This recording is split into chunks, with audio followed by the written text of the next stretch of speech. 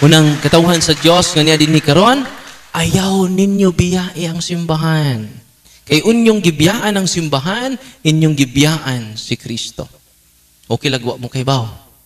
Unang daghan na kayong namalik karon sa simbahan. Kita mo sa mga post nako, si Brother Amik. Gusto apelido Father Brother Amik? Kalimot ko siyang apelido. Si Brother Amik, number 1 nga kritik sa kuha. Siya usa ka SDA, Seventh-day Adventist. Karon, hinay-hinay na siyang gihatag ang katekism. Kay by birth man siyang SDA. Nya karon, mubalhin na siya Katoliko. Amen. Mao ta manghatag nilag bugas, mao ta manghatag sardinas, kay ang kalainan kuno sa pari ug sa pastor mao ni. Sa kalainan sa pari ug pastor, ang pastor magdag bugas. Magdag sardinas. Magdaog scholarship program. Ang pare, way daang bugas. Sirag pamaligyag ticket. Sirag kulikta. Tinoon dili.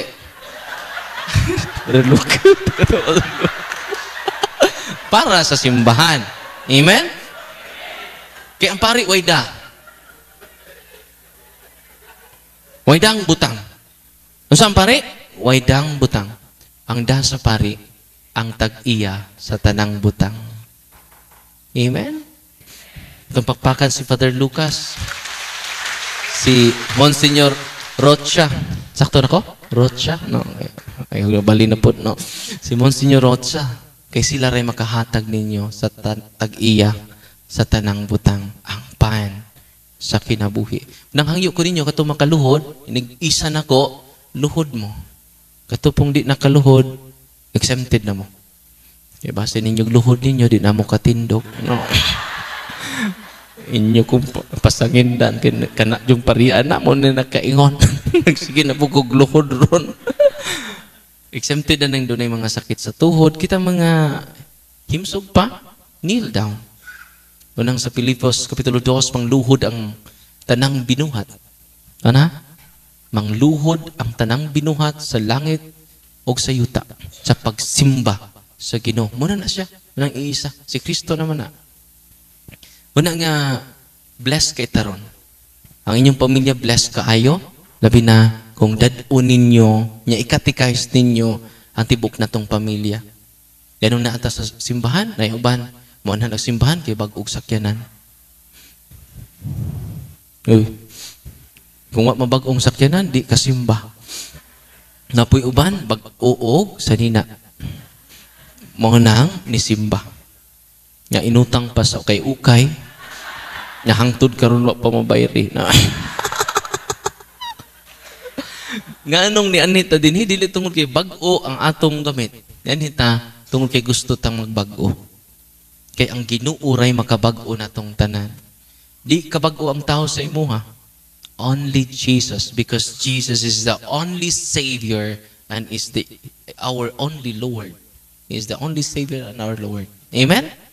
Unang karong Advento, duul ta ni Kristo diha sa iyang sakramento. Mangumpisal ta, yun na po itong mga pari yati ni Patatarwin daghan na kayong nangumpisal. Kapoy na mi ani. Kaya ang ubang pari, mapungot mangumpisal ang uban. Ngano man wa mo po stipend confession. May maning misa kay daghang stipend. Pero it is martyrdom sa tanang mga pari. Ginan ko sa pari, ikaw ba? Ikainom danan daghan nang umpisal nako. Salamat ka kay bayad-bayad na si mong sa. Di ka pa kumpisal mo, dubli yun ang sa. Di mo, sa mo ba? So, bayad na lang sa lingkod diha. Kanang sa office na to, Thursday, open ka pong office na to, isagwa ko dito. Ito na may mga pari dito. Ako na, may bayad na siyang saha. No. Ciao, Father. No. Bawa pilar ron ka pari ito dito. Nabayad silang mga sa. Ano ha? No. Di naman siruhan. Pero nga, ang pari na may makahatag sa sacrament. Wala may mahatag ninyo. Material nga butang, wala. Labaw pas material nga butang. Kung dili, ang grasya sa Ginoo nga maghatag ka ninyo kalinaw, kaligon, o kadasig. Siya rin makahatag natog kadasig. Mura ng cellphone ninyo, kanang cellphone ninyo. Kasi may tabuan ng cellphone ninyo. Kung malubat. I-charge. Kung lubat ka, matawagan ka. Maka-text ka. Makakontak ka. Dili. Nga naman, lubat. Kasi wato ni mo, charge. Kung nakamong karon, dili lang mo, napoy ba ni Simba, pero 1 bar Na-charge po, pero 1 bar.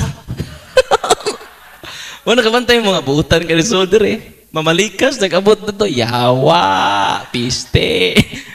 Kana mga tawanan, na-charge na 1 bar Mga tawa, mga 1 bar na. Kung saan ipangayhuon na to, karon, ganahan mo yung cellphone, 1 bar lang. Kung saan ganahan ninyo? Full charge yun. Una nga, kung ang pulong sa Ginoo ato nang dadon bisan asa ta, full charge ka, dili ka dali malubat.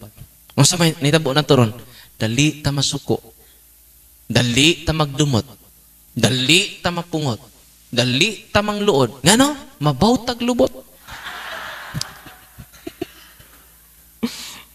Tinuon dili. Sa bag-upang choir, kompleto jug kining uniform. Sa kadugay na, wa na uniform. Ngano man, nang luod sa ilang organista. Ilipa ko ninyo, tinuon ko ninyo.